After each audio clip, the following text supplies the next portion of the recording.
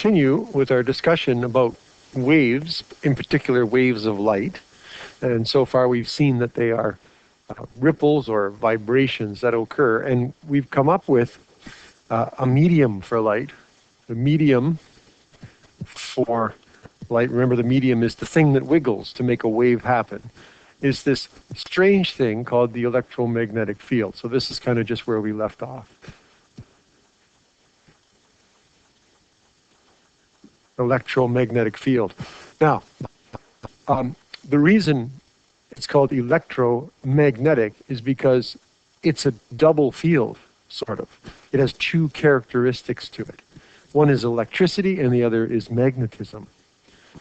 And so what that means is something that's a little difficult to get your head around, because you have to sort of think in an abstract way. There's really nothing in our everyday lives that we could sort of use as a model or as a way to envision this in an analogy, but we can draw a picture that will sort of give us a little bit of help. So what I'm going to do is I'm going to draw a wave here. So first I'll start with I guess that'll work. I'll draw a wave, and I'll try to draw this wave as accurately as I can. So this is a wiggle, okay? The electromagnetic field is what's wiggling. But the thing is that's the electric wiggle, but there's also the magnetic wiggle. So to draw that, what I'm going to do is put an axis in here. I'm going to put a little line just to show where the sort of middle is. Okay? This has a reference point, so that black line is just for our reference. And now I'm going to draw something in sort of red color here. And this is going to be a little trickier to draw. So let me just, yeah, okay, so I'll start like this, and I'm going to go like this.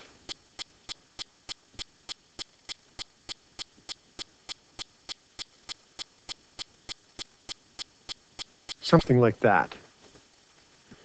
And at first it looks a little weird, but to help us visualize what's going on here, I'm going to use some little reference lines again.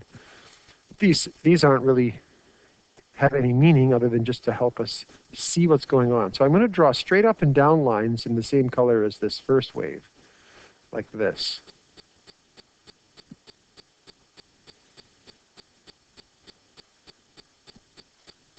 And this will help give us some perspective to our picture, which is going to eventually sort of hopefully pop into a sort of 3D kind of a visualization. We're trying to mimic the 3D world on the 2D board. So the green wave is a sort of up and down wave.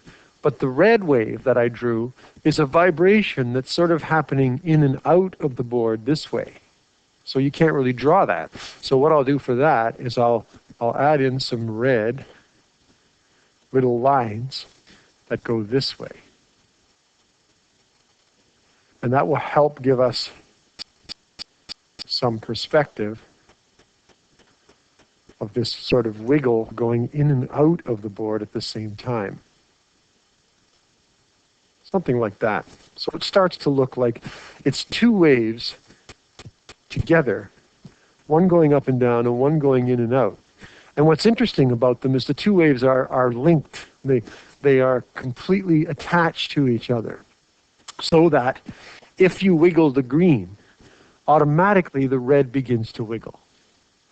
This is what Maxwell discovered. We talked about Maxwell and his equations a little wee bit in the last lesson. He discovered that electricity and magnetism are really just two linked wiggles in this entire electromagnetic field. So this is what a ray of light kind of looks like if you look at it in terms of its wavy vibrations. This is a ray of light. Part of it is wiggling in the electric field, which is the green, and part of it is wiggling in the magnetic field, which is the red. But what's interesting is the two always go together. So if you wiggle green, you'll automatically get a wiggle on the red that matches. And if you wiggle red, you'll automatically get a wiggle on the green. So what that means is when we're talking about wiggling things, if you wiggle something that's electric, it'll make magnetism. And if you wiggle something that's magnetic, it'll make electricity. And that's, of course, the principle behind how we generate a lot of our electricity, right? We wiggle magnets, and we generate electricity. But we'll get into that if you take grade 11 physics, you'll study that in more detail. We just want to get a basic idea of this wiggly wave that we call light. So this is a wave of light. Or this is what it looks like. It's actually two wiggles in one. And it's got a magnetic and an electric sort of property. So there you go, a wave of light. Two waves wiggling at right angles to each other. Right angles to each other. Now, that makes it a little more complicated, but we can actually just sort of envision light as a simpler wave. When we draw little pictures and little things as a shortcut, we'll just draw little wiggles like this. But we have to understand that when we draw that, what we mean is a double wiggle. It's just too hard to keep drawing it all the time for a diagram or something. So there's what a wave of light actually looks like in terms of a wiggle. So now what we need to do is we need to understand some of the properties of wiggles, right? These wiggles can be measured, and we can use numbers to describe them. So let's now just sort of jump down to the properties of a wave. The properties of a wave. Because if we're talking about light, we use these properties to describe light all the time because it is a wave.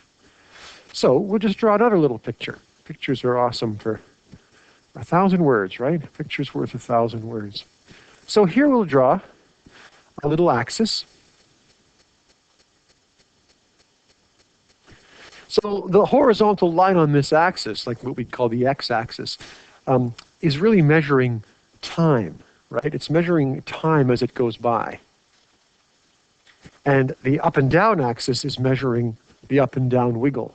So if you take an up and down wiggle, remember we talked about this, an up and down wiggle this way just goes up and down. But if you're wiggling it and it's able to propagate this way, because it's attached to some medium that can wiggle with it, like a string, right? And then over time, it traces out this wiggly path.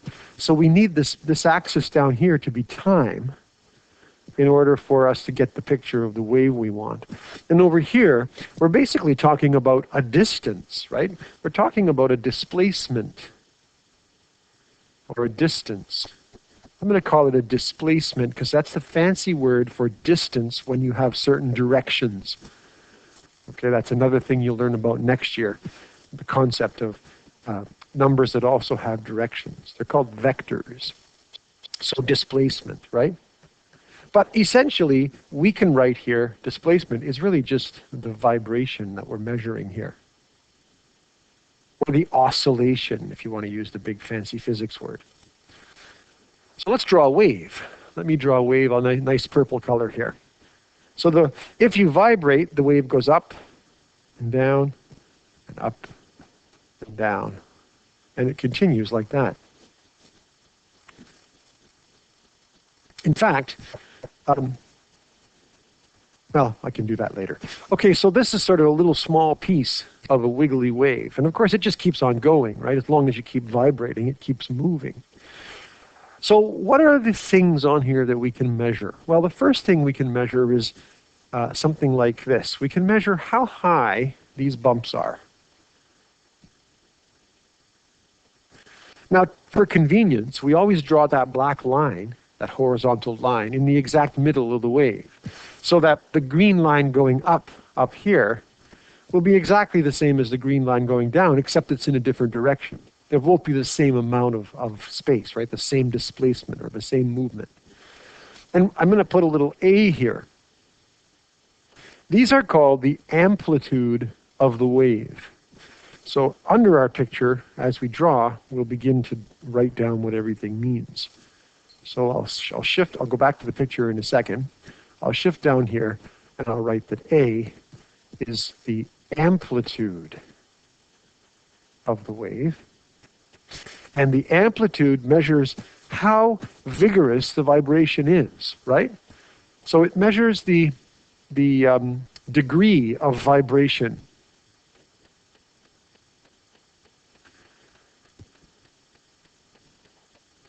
So a low amplitude wave would be wiggling just a little bit, and you get very shallow bumps like this. There's a low amplitude. But if you wiggle very vigorously, you would get big bumps like this. So this is an example of a high amplitude, right? High A. And obviously, you can tell that by measuring. If you draw lines through the middle of these waves, right? Well, you can measure the distance up and down here. It's very small. It's a low amplitude. But this is a very large vibration. So it's a high amplitude. So that's what the word amplitude means. It means how big the wiggle is. Okay, so we can label that on our graph. Now there's a couple other things that we can label on this graph. What you'll notice, and this is what I'm going to erase this for a second. I'm going to extend the picture a little bit. Okay, just to show you this. So black, I'll extend my axis here. And then I'll try and extend this wave a little bit more. What you can see is the wave repeats itself, right? There's a bump and a dip and a bump and a dip and a bump and a dip, and it just keeps repeating itself. So if you imagine that you were running sort of along this wave, right? At the start of the wave, you'd be moving this way, up the wave. And then when you got over to here, you'd be moving down across the axis. But then eventually you'd be moving back up again when you got over here, if you were running along that wave. So you'll notice that once you get to this spot right here, you're starting to repeat your motion again. Now you're going to go up the hill, right? Up the hill, then back down the hill again. So when you get over here, you'll be going back up the hill again. So let me get rid of those marks. And let's just look at if you go up the hill here at the start, the next time that you're going up the hill is over here. So that means you're starting over again. So there's something sort of special about this, the distance between these 2 points, right? The distance from here over to here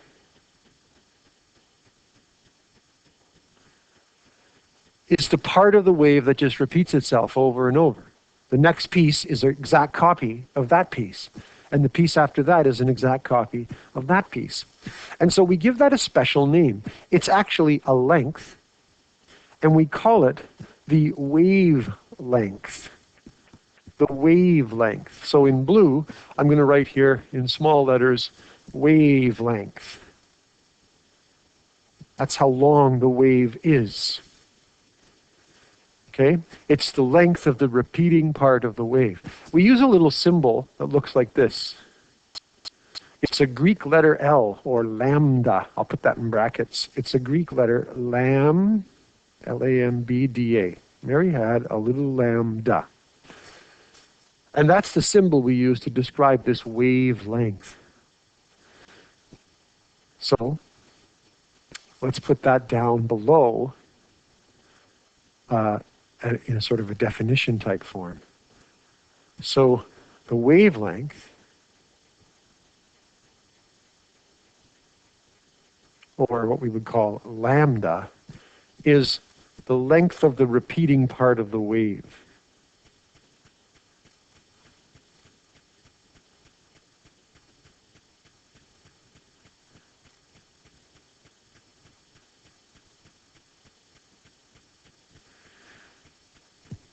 Okay?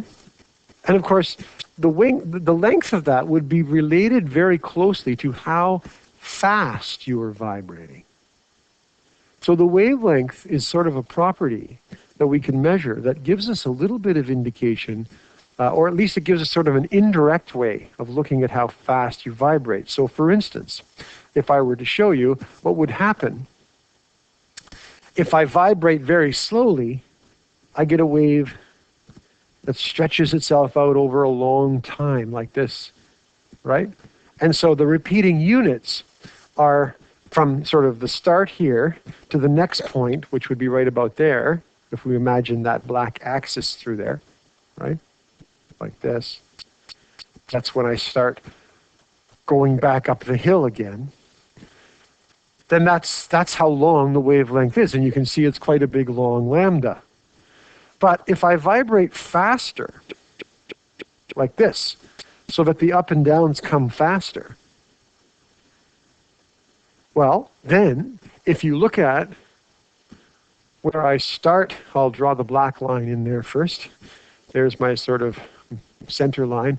Now, if you look at here, I'm going up the hill here. The next time I start to go up the hill again is right over here already. And so that means that this wavelength is much shorter. There's the lambda for the bottom wave. Much, much smaller. So this is what we call a shorter wavelength, right? Short lambda, long lambda, long wavelength. And the way you get a shorter wavelength is by vibrating faster. Vibrate slow, you'll trace out a big rolly wave. Vibrate fast, you'll get a very rapid sort of bumpy wave. Now, another thing about wavelength is it's constant throughout the wave. If I go back to my picture here, right here, right? We measured the wavelength from the place where you start doing the same thing, right? You're going up the hill at the beginning, and then the next time you're going up the hill is the two little red arrows there. But we could measure that same length anywhere on the wave. For instance, we could also say, well, what about if I start here, where I'm moving across the top of the hill? Well, the next time I'm moving across the top of the hill is over here.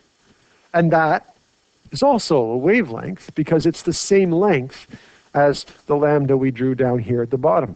The length of that line doesn't change, right? In fact, if you put a finger on both spots and just trace along the wave, your hands stay the same distance apart, no matter where you go. So you can envision the wavelength like we did in the first case, but you can also easily spot the wavelength when you're looking at a wave by just looking at the distance between the bumps. It's a little bit easier to see.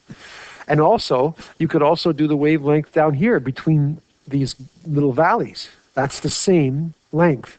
As long as you pick two spots that are the same on the waves, that's the wavelength. So that's a little bit easier. I'm going to erase those from this picture, though, because that's a little bit too confusing. We only need one on there. So we'll just go with that one. So down here, when I draw these wavelengths, when you look at, if you just draw a wave like this, then you can easily see the wavelength by just going from bump to bump, right? Or from bump to bump on the bottom. Same thing, same length. Rather than trying to find that exact spot where you're going up and going up, or going down and going down. But it works for any two spots where you'd be, if you imagine running along the wave, the wavelength is the distance between the two closest spots where you're running in the same direction, so to speak. Okay, so that's the wavelength. Now we'll go back to our picture. We're going to label some other things. You'll notice that if we measure the amplitude, we can measure it on a scale. We can go up here and we can go up here.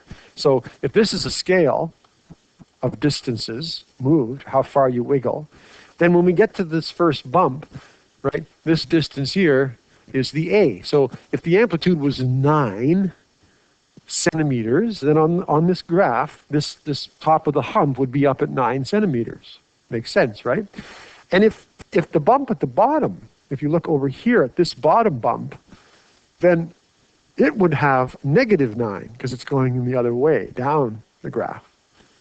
And so we say the amplitude is 9, but we understand that it fluctuates between +9 and -9 for the bump and the little valley. Okay? Now, there's a name for this bump. We call this bump something. When you look at a graph like this, the common name that we often hear is what's called the crest of the wave. It's the top highest bumpy part.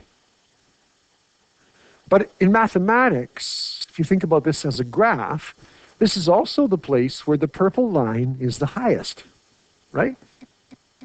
It's the biggest number. So we also call this a maximum, which means it's the biggest number of the wave. Okay, actually I should have used a different color for that. Let me go back and rewrite that just for clarity in a different color. I think I can do that pretty simply here. Let me pick, what color have we not used? Green, red, yellow. We're running out of colors. Let me pick some kind of blue. How about this orangey color right here? Okay, let's try that. And again, let's write crest up here, the crest. Or in brackets, we'll write the maximum because it's the highest point on the graph. Maximum. Now, of course, guess what? Down a little further, if I go down to the spots right here, that's called something. It's the low spot. Now, it's crowded over there, so I'm going to go over to this low spot and just write our label over here. It's the same thing. All of the low spots are the same. So we have a low spot over here, which we call the trough. Right? A trough is a sort of a deep kind of thing, you know, cattle feed out of a cattle trough. It's a big, deep sort of bowl, I guess you could call it, a big, long bowl. And they come, so it has this idea of being sort of the bottom. So a trough, crest and a trough. But if you look at the graph, you'll see this is also the place where the graph is always at its lowest point. So in mathematical language, we call that the minimum. Minimum. So we have labeled the bumps and the valleys, the crests and the troughs, maximums and minimums. We can see that the A is how big the wave is, how tall it goes, sort of. It's the degree of vibration, the amplitude.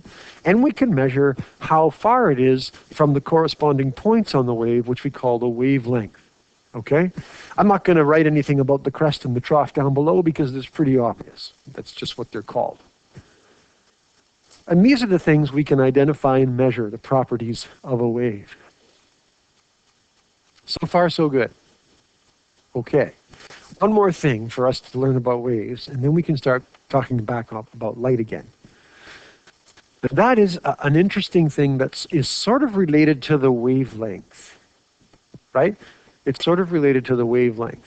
So there's a couple of ways you can look at measuring waves. So let's talk about something called the frequency. The frequency of a wave. And what that might mean. Well, the frequency is sort of related to the wavelength of the wave. So frequency is sort of how fast the crests and troughs are coming. Right? So what I can do is I can imagine, or you can imagine that you're standing here in the water. Okay? And in the water, there are waves coming towards you. You're at the wave pool.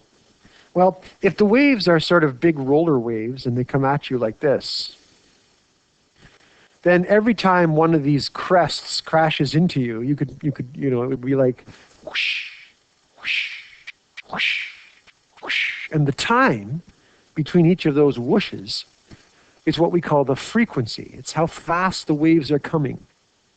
You see? So if you were sitting or standing in the wave pool at a different spot and the waves were coming at you with like this, really fast, then the crests, the little bumps, would be hitting you, right? Faster, faster, faster. So this is what we would call a high frequency because the rate at which those crests are slapping against you is faster than the one up above. But you'll notice it's related to the wavelength because this one has a long wavelength, a long lambda, right? In fact, I can measure the wavelength from those two arrows, the two bumps. Whereas this one has a very short wavelength. Let's put the lambdas on there. Short wavelength. Short lambda or small. Let's put small lambda. I like the word small better than, better than short. There we go. Short. So let's put large and small because these are numbers, right? So this would be a large number. So I think I can do that. go back to my pen, this would be large lambda, because see, it's a big long lambda, and this would be a small lambda. But what that would mean is the frequency, right? We're going to call the frequency F to help you learn it. I don't know why in high school we often do things sort of to make it easier, and then we change everything when you get to university. The real most common way of describing frequency is with a Greek letter called nu, which looks like a little V. It's not a V, it's weird. It's called a nu. And it's what we use in mathematics and describing stuff if you take physics. But we don't have to worry about that. We'll just call it F, okay? So we'll just call it F for frequency. It's good enough for us for today. So the frequency then of this one, this top one, is very low. It's like whoosh, whoosh, whoosh. So it's a small or a low frequency. Whereas down here, we have a small wavelength, which means we have a high frequency. As those waves crash into you. So that's what frequency is all about. When you hear the word frequency, right, it's telling you something about how fast the wave crests are coming towards you, sort of thing. The rate at which the wave crests are traveling. But it is related to the wavelength. So in other words, if the wavelength gets bigger, the frequency gets smaller. There's kind of what we call an inverse relationship there, right? So if the wavelength gets bigger, then the frequency gets smaller. And if the wavelength gets smaller, the frequency goes bigger. That's the important relationship to understand. Okay. So light is a wiggle of the electromagnetic field. It's actually a double wiggle because it has an electric wiggle and a magnetic wiggle at the same time. And the two wiggles are at right angles, and they go with each other. One sort of causes the other. So you can never have just a single wave. It's always going to be this double three-dimensional wiggle. And now we can describe things like the frequency of a wave, or the wavelength of a wave, and we can find the crests and the troughs, and we understand a little bit about wave terminology. Now we're going to draw another picture, and this picture is difficult to draw. We're just going to draw it. It's not going to be to scale because the scale is too big. We have to go from the incredibly tiny to the incredibly large, and we just can't do it. So we're going to draw sort of a representation of a progression, but not officially to scale. Okay? And what we're going to do is we're going to look at all the different wiggles that we find in the electromagnetic field. Turns out there's names for different sizes of wiggles. And what's interesting is the different sizes of wiggles show up in our world as completely, seemingly different things. So we're going to draw a picture. I'm going to start over here on the right side of the picture, and I'm going to work sort of backwards to the left side. So give yourself lots of room. Start way over on the right side of your page. And I'm going to draw a large wiggle. Let me just get a little more room here so we're not interfering with that. Okay, right about there. All right. Let's give it a title. Let's call it the types of, or maybe not types. I don't like that. They're not different types. They're the same thing. Let's call it sizes. Sizes of electromagnetic waves.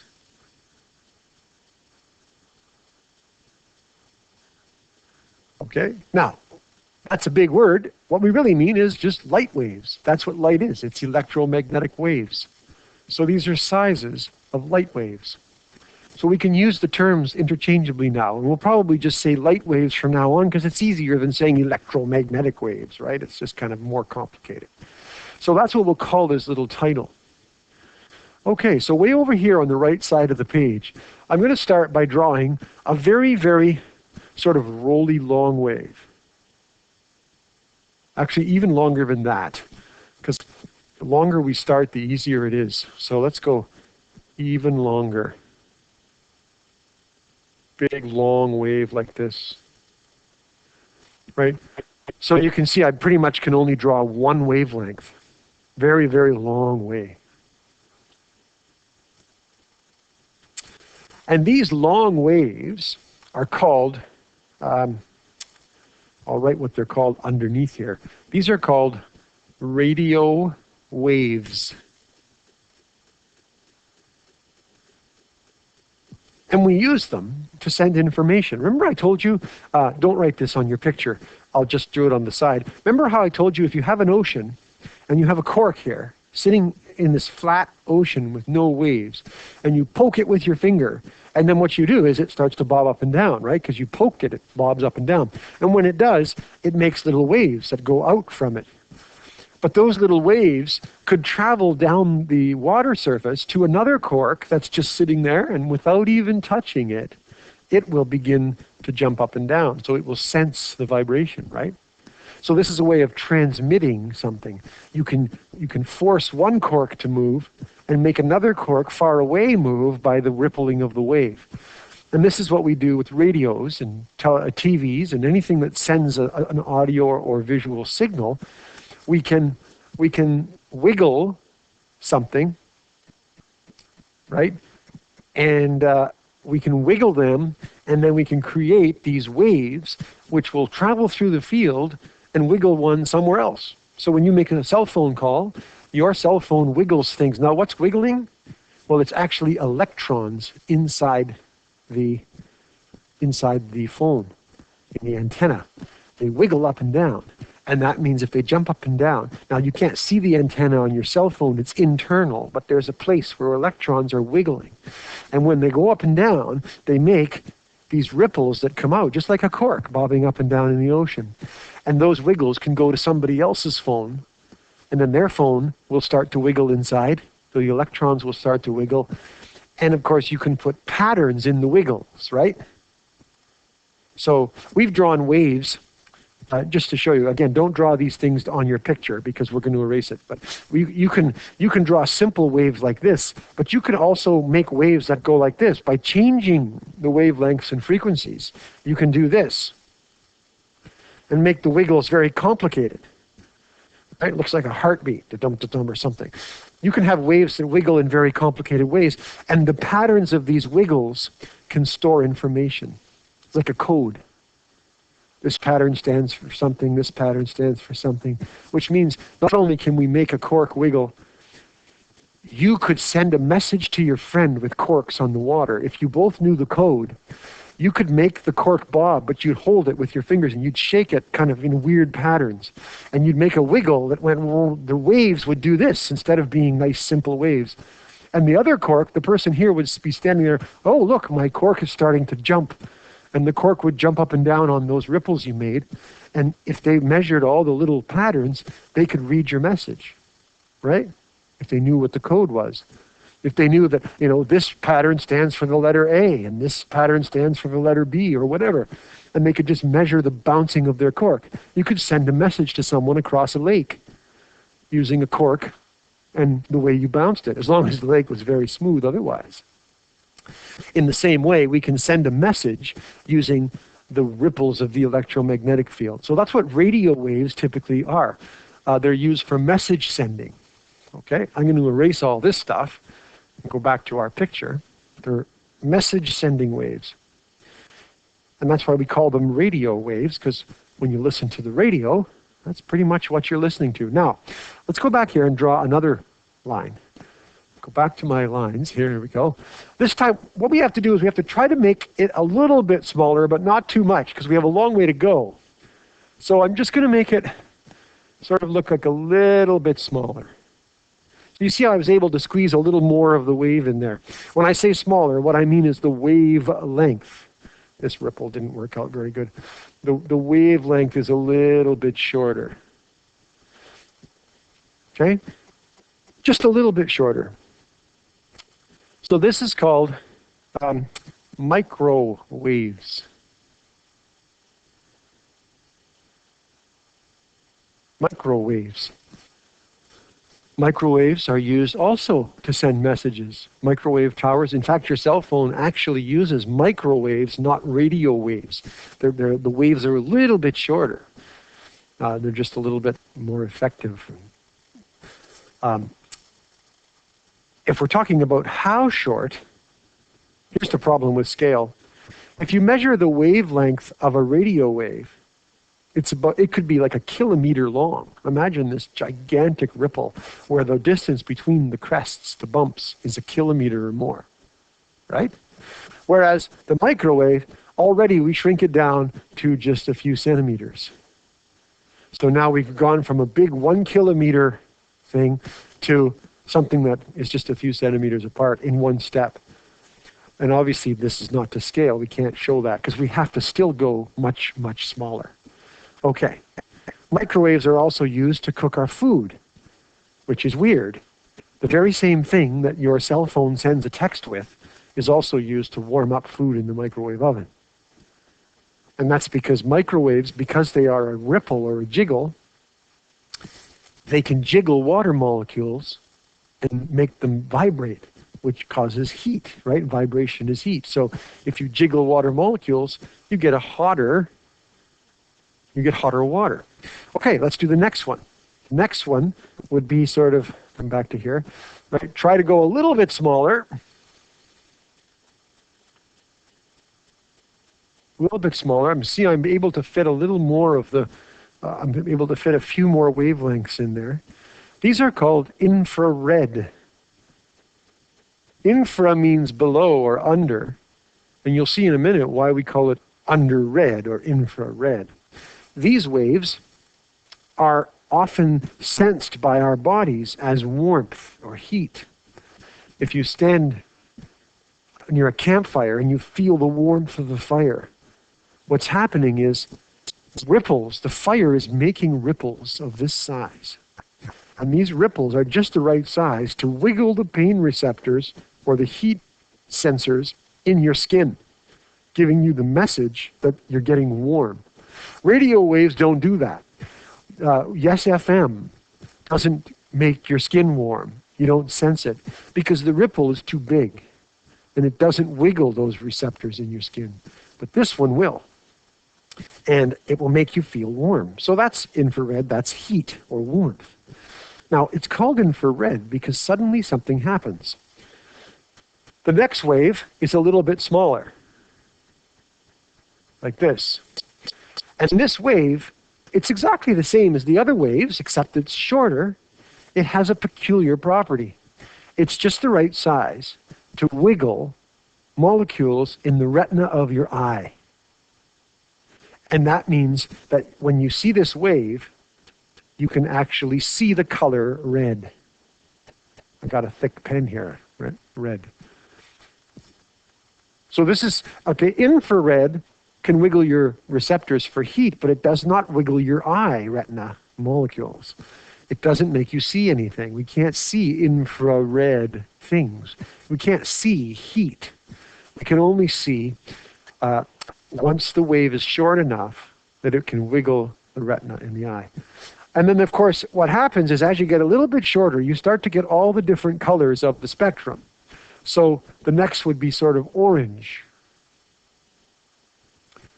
I'm going to go back to a thinner line here. Orange, which would be a little bit smaller. You see how we're getting a little bit smaller each time?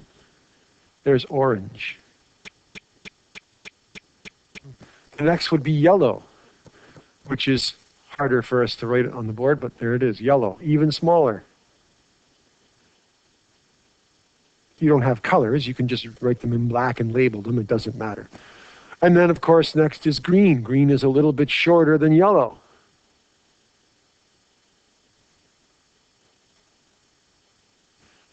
And then blue. Blue is getting very short. And lastly, violet, which is really short now. So the only difference between these waves is the frequency or the wavelength, right? The wavelength is getting shorter as we go, which means the frequency is getting larger, violet. So blue light has a shorter wavelength than red light. That's how we can tell the difference. Then what happens is I'm going to draw a little black line here. Okay? And it's going to be a little dotted line. These waves, these are all called waves because they cause molecules to jump and wiggle. We're going to talk about that a little bit later on. They cause molecules to jump and wiggle. But once you get to this line, the wiggling becomes so vigorous that they can cause molecules to fall apart. It would be like you, right? If you were riding on a boat and there were nice rolly long waves, you feel the nice rolly ride, right? Ooh, this is fun. But if the waves become too jittery, too close together, it becomes more of a very bumpy ride, right? In fact, you may notice if you ever drive on a gravel road, sometimes the gravel road gets these little bumps in it. We call it the washboard effect, right, from the rain. And when you drive over it, the car starts to go and it starts to shake and jiggle, right? That doesn't happen if you drive over a road with big long hills, right? It's more smooth. Well, once you drive over this, the car starts to fall apart. Bolts fly off, you can damage things. So that's what's happening here. The waves at this level, the waves of this are such a high frequency that they can actually damage or shake around molecules to the point where they fall apart. So that's why we put this line here. It shows us when things go from a nice sort of ride to dangerously breaking apart. And the next ray is a very short wavelength. And it is called ultraviolet. Ultra means above or beyond. Ultraviolet. So you can see how this is on top of or beyond violet. Infrared was below red. Ultraviolet. This kind of ray can shake molecules apart. In fact, if it goes into your body, it can shake some of your molecules apart. And one of the things it can do is it can penetrate through your skin and shake the molecules in your skin apart. And if it happens to shake apart molecules that are in the nucleus of your cells, which are your genes, it can actually damage or change the way your genes are put together, which causes the cell to do very strange things. Like, for instance, grow uncontrollably in a skin cancer or something like that. So these waves are now potentially dangerous. That's why we drew that line. The next little wave would be even shorter. You can see how shorter wavelength now. Wiggle, wiggle, wiggle. These are called X-rays. Now these rays are very short. They can penetrate right through soft tissue, and we've learned to use these rays, right? Oh, and that's another interesting thing. Instead of calling them waves anymore, everything is a wave up to this line, and then we start to call them rays. Rays, just to kind of differentiate. So that line separates the waves from the rays. Waves are, from what we can tell, not that violent, but rays can shake molecules apart. X-rays, of course, we can do that trick with going to the doctor and getting a picture of your bones. But of course, X-rays damage you. That's why they're very careful when they give you X-rays. They cover you with lead aprons and they stay out of the room. And you're supposed to be very careful about how many X-rays you get. So doctors are very careful to make sure you don't get more than you absolutely need, because they are dangerous rays, right? Okay, X-rays. Then we have even higher, shaky. These are very, very, very high frequency, right? If these wave crests were hitting you, it would be bum, bum, bum, bum, bum, bum, bum, as they slammed into you, which means they have a very tiny, tiny wavelength, right? The distance between the bumps is incredibly small. We had said that radio waves have about 1 kilometer or more between their bumps. Microwaves, 1 millimeter, right? If you get into red light, it's like 700 nanometers, a billionth of a meter. That's taking a millimeter on your ruler and cutting it into 1,000 slices. 1 millimeter, 1,000 slices. And taking about 700 of those slices, that's how far it is between the crests of red light. So it's incredibly tiny, which is why our picture can't be drawn to scale. When you get to blue light, the distance between the crests is only about 400 of those little tiny divisions that you made. That 1 millimeter cut into 1,000 slices. Very, very tiny. And when you get up here, it's ridiculously tiny. These are called gamma rays. And gamma rays are very, very dangerous. They can obliterate molecules in your body. Apparently, they can also turn you into the Incredible Hulk in the comics, right? That's how the Hulk was formed, an overdose of gamma rays. Obviously, that's not true, so don't go home and try that. First of all, even if it does work, the rest of your life, you're just this big, ugly green thing. Hard to get a date, so it's probably not a good idea. Gamma rays are found in strange things that happen in outer space. Supernovas that explode, or suns. The nuclear reaction of our sun produces gamma rays. Nuclear weapons can produce gamma rays, nuclear explosions from bombs that we drop, and they're extremely, extremely dangerous. Now, the scale, of course, never stops. You can kind of keep getting shorter and shorter. If you get really short, so short that it's almost like a blur, I'll just draw a part of this because it's hard to go all the way. Well, I guess I can go all the way down, make the picture look good. We stop giving them individual names. We just call these cosmic rays. That means these are just, if gamma rays can blow up your molecules, cosmic rays are just basically, rays of death. Like they're just incredibly, incredibly energetic. And we find cosmic rays like when a supernova explodes and a star blows up in space or something like that. They're pretty much not something that humans use regularly. Okay, now here's what I want you to realize. All of the things we've drawn here are all the same thing. They are all wiggles in the electromagnetic field. They are all called light waves. So light is more than just the colors we see. Light includes microwaves. Light also describes radio waves. It also describes ultraviolet and X-rays. So what is weird is that light is responsible for sending messages on the radio or on your cell phone or cooking your pizza pop or warming you up at a campfire or seeing all the colors or giving you a sunburn or going to the doctor and getting a picture of your bones, or turning you into the Incredible Hulk, or killing you, or essentially wiping out all life on Earth. All of those things are light. So when we first started this off, we said, what is light?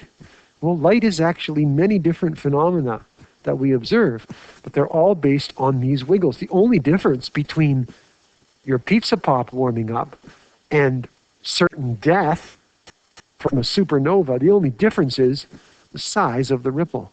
It's all that's different. The size of the ripple. And that's basically a sort of story about the different types of electromagnetic waves. We call all of this radiation. All of this is called radiation. So sometimes you hear the word radiation in the news and they talk about it like, ooh, it's bad, radiation will kill you. Right? Some radiation can kill you. The dangerous radiation up here, right, on this side of the line, is obviously dangerous. But orange light, it's also radiation. The pumpkin you were looking at on Halloween a few weeks ago, or a few days ago actually, that orange light was radiation that was entering your eye. But it wasn't dangerous. It was just wiggling instead of breaking things. And when you send a text to your friend, like some of you just did in class a few minutes ago, that is also just radiation. So some radiation is very harmful and bad. Other radiation is fairly safe and quite useful. So the word has to be understood to mean all these things, not just the bad stuff. Radiation. Okay? And I think we will take a break there and stop here. And then in the next video, we'll start talking about how these waves can interact with matter.